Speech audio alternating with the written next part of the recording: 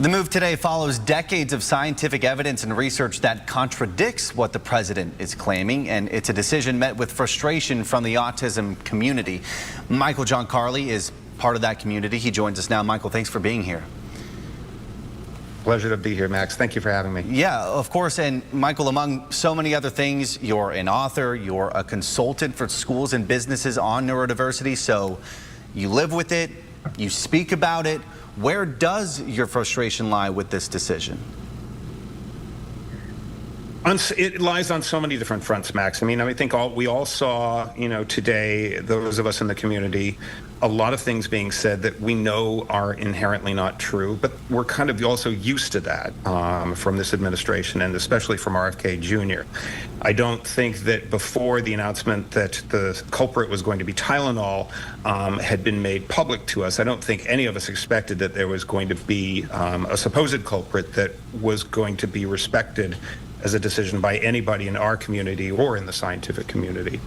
But I would say that, the disappointment just comes, I think, more not from, the silly things that got said in that press conference, but just this is another reflection of a big deal from this current presidential administration that either just tells the American public it's true because I say it is, or I know I'm lying, but you can't prove it. Nya, nya, nya, nya, nya. I know that's a little bit of a vague description, but that's really the feeling that we get with this continued lying to the American public. There are statistics they shared during the press conference. According to the CDC, 1 in 31 children in the U.S. are diagnosed with autism, which is a nearly 400% increase in the last 25 years. Today, RFK called that rise an epidemic. What would you call it? I would call it a natural extension of knowledge. We've actually gone through three really big stages where the prevalence rate rose significantly. And the first one came about in 1994 when the Diagnostic and Statistic Manual's 4th edition came out, and suddenly Asperger's was included into the DSM, and the prevalence rates went from 1 in 10,000 to 1 in 166 overnight. But that wasn't because there was something in the water. It was because the powers that be that write those books wrote criterion so that people like me could be included into the autism spectrum, whereas in DSM-3 beforehand, they couldn't.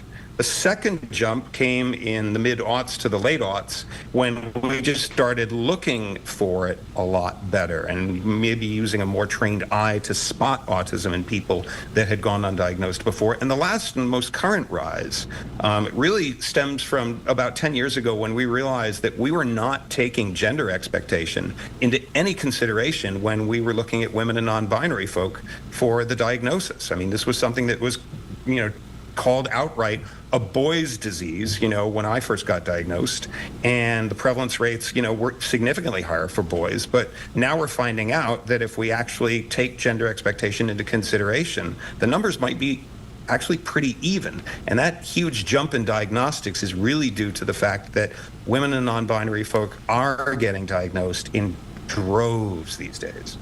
Yeah, certainly a lot of reaction following this announcement. Michael, I want to thank you for sharing yours with us today. We appreciate it. Thank you, Max.